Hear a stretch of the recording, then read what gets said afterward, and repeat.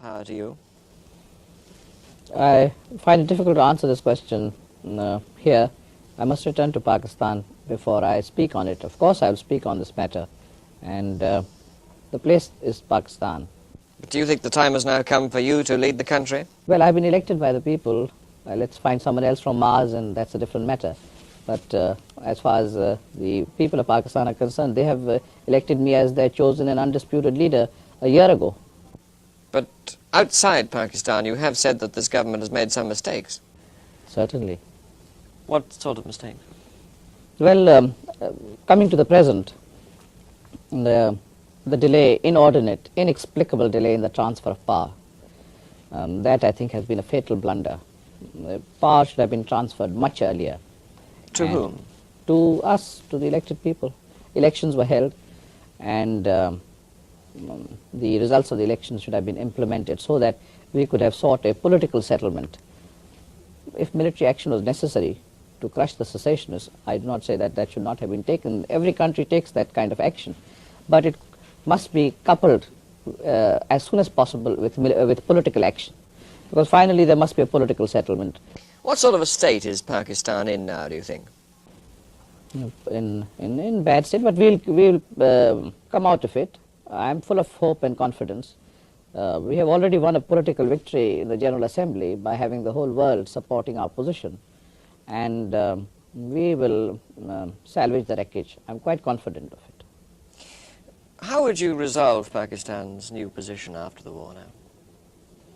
Well, first things first, we must bring about some reforms, some fundamental reforms, give the poor people of Pakistan a better stake in their own country. Do you still regard Pakistan as one country, Mr. Bhutoo? Of course it is one country. Is that realistic? Absolutely realistic. What are realities? Temporary phenomena are not realities. Realities are studied in history. And historically, the concept of Pakistan, the ideal of Pakistan, cannot perish like this. You still don't recognize that what happened in East Pakistan is an expression of popular feeling, that they really do want to be separate? No, they wanted maximum autonomy. And the line between maximum autonomy and secession can be a thin one, or it could be made to appear to be a thin one. How would you react to any governments that recognized the new Bangladesh government? A hostile act? Well, the British people are a great people. We have great admiration for the British people. But I'm afraid the role of the government has been most partisan and unfair towards Pakistan, if I may say so quite bluntly.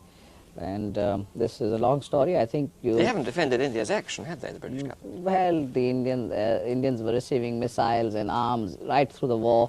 British factories were working night and day to provide little India pitted against a big Pakistan with arms.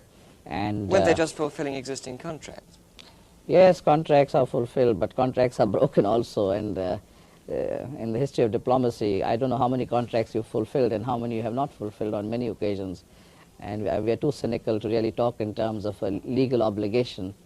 And I can give you instances where legal obligations have been broken by Britain with impunity. And that's a different story. But I think Britain thinks that, well, we divided the subcontinent, perhaps a mistake, and you're trying to atone for it by taking this position. But unfortunately, tea is a very good thing, but tea interests and all have got